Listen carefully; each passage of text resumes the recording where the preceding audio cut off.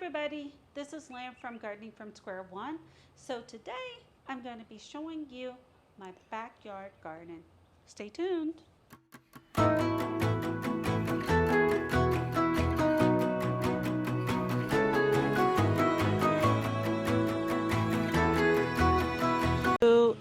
So if you're new to my channel, I garden in Central Texas, Zone 8B.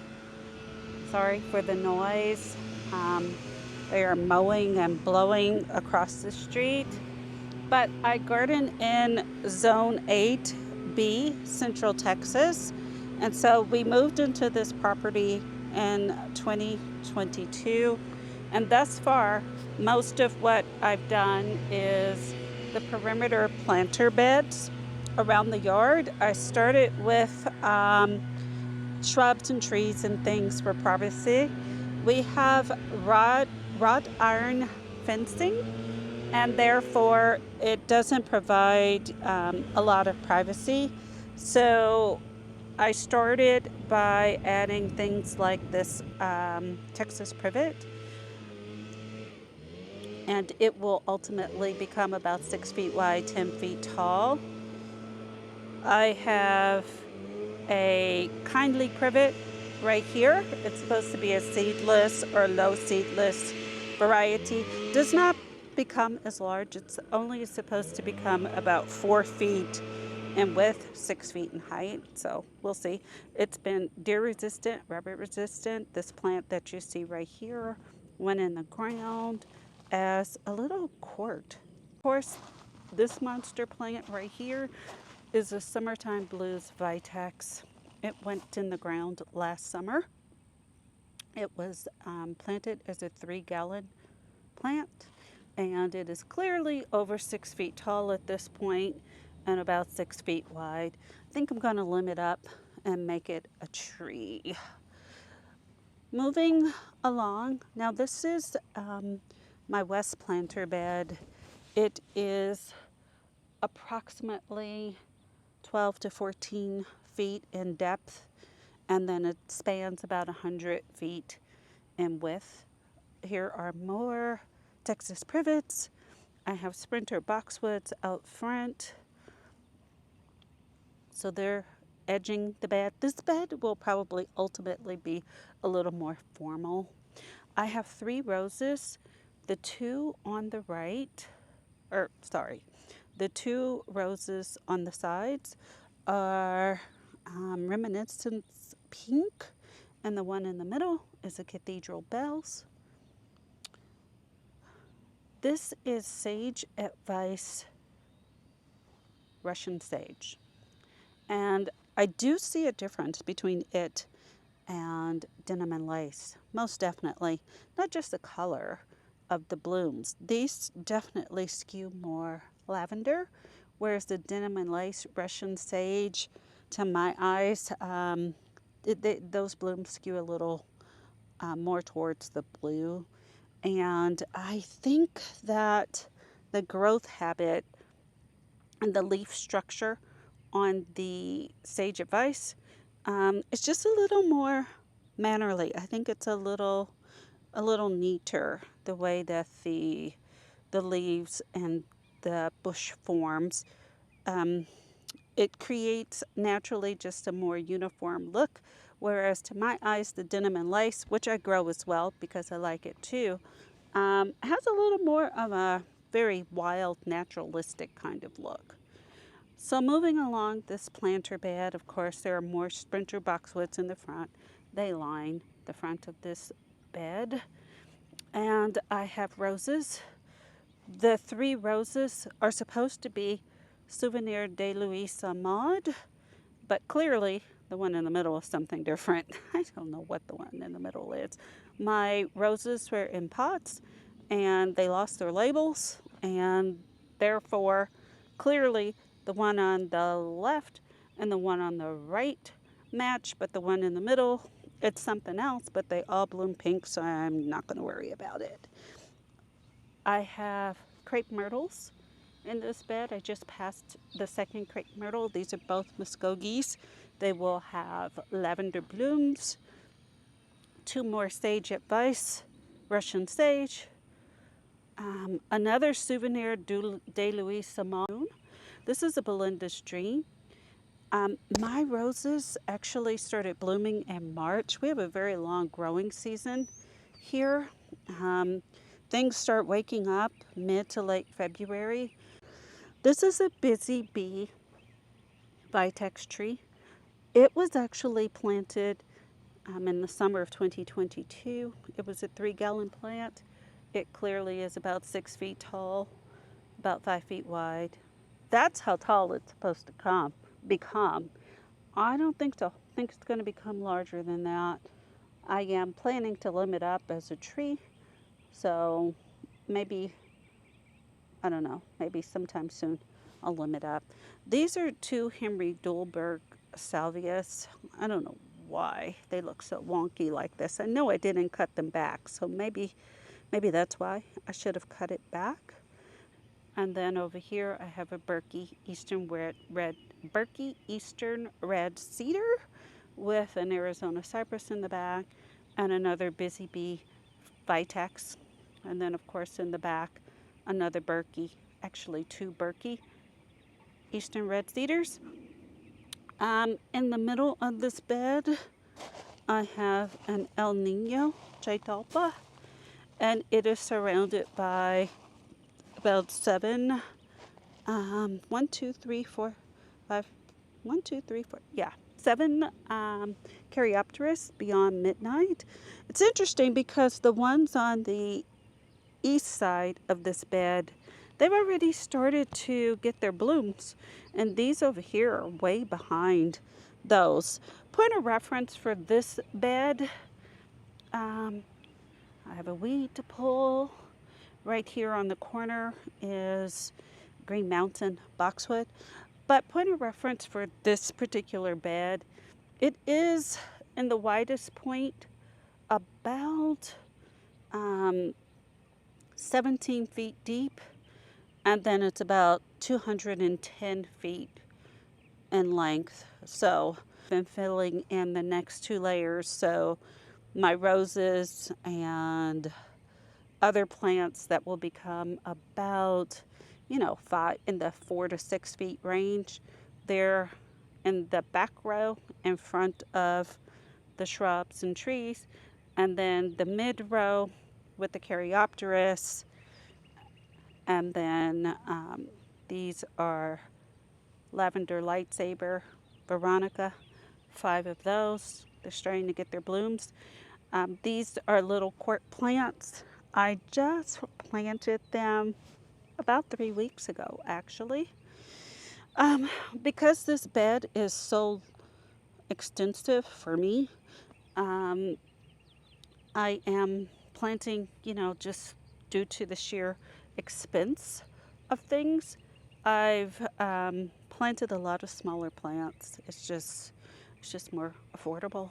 So, fortunately, they take off pretty quickly.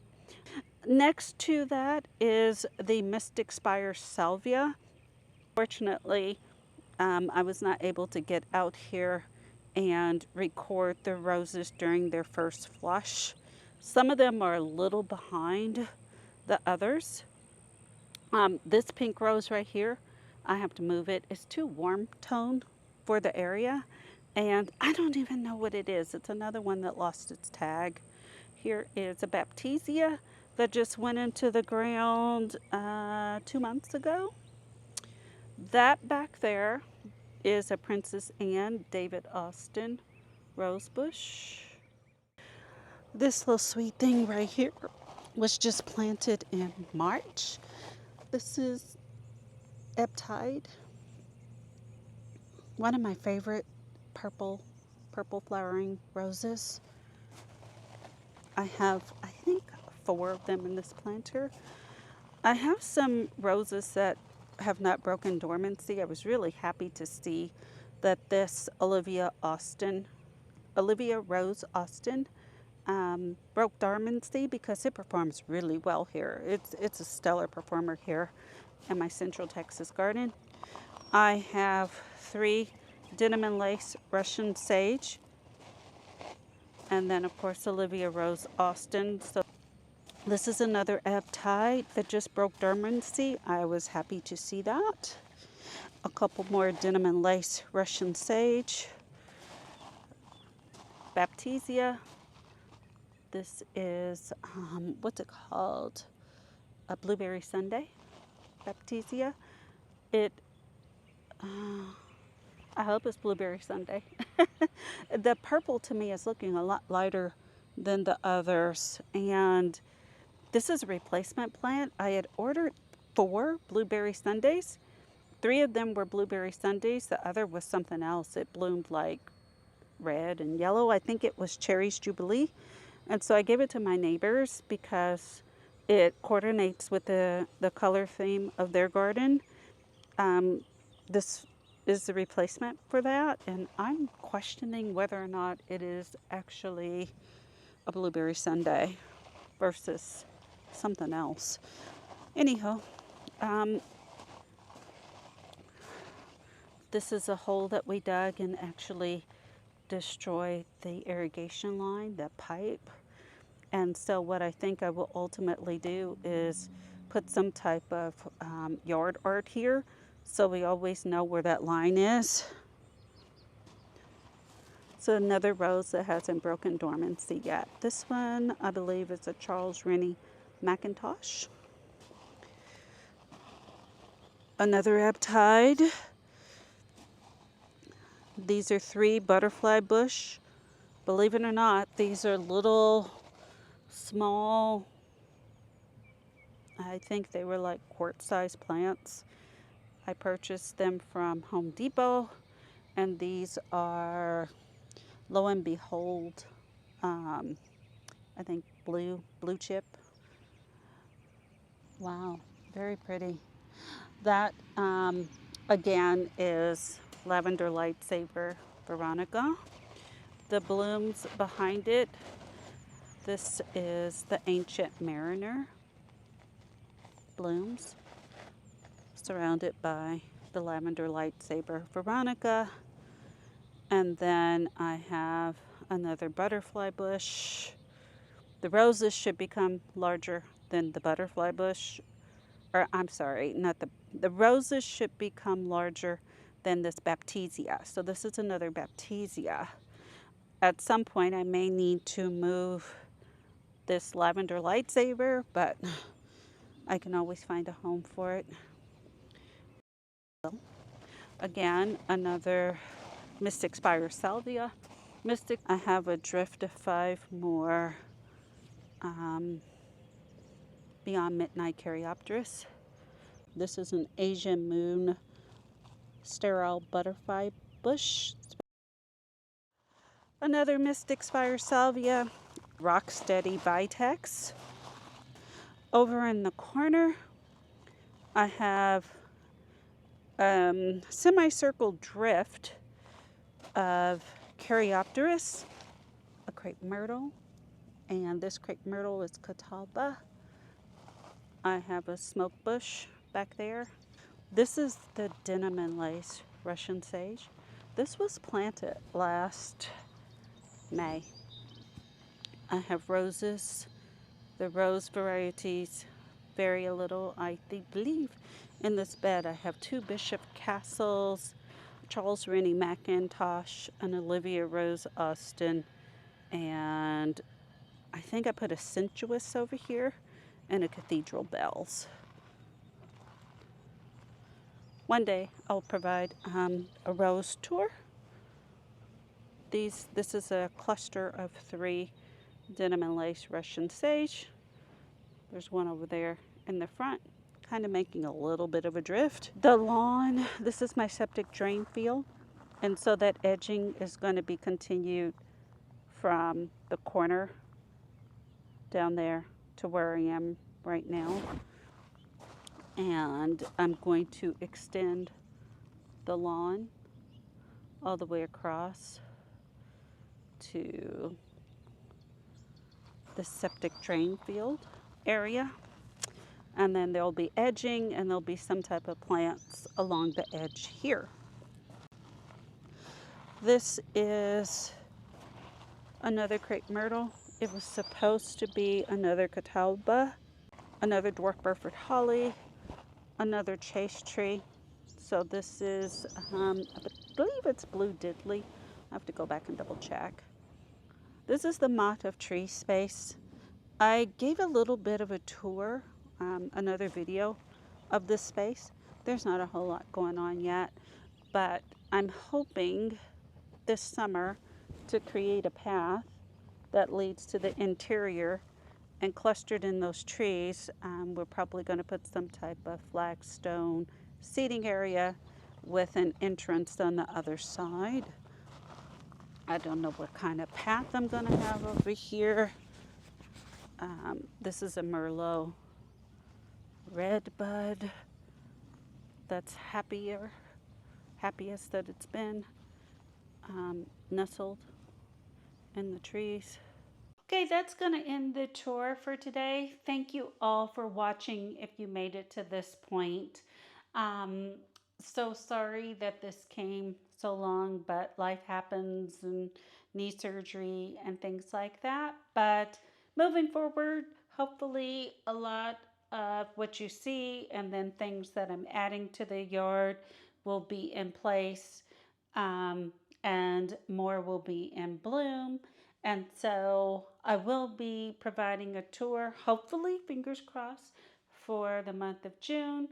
If you are interested in this content or know someone, please consider sharing or clicking subscribe. And beyond that, I hope you have a chance to get out in your garden. Thank you for watching. Bye.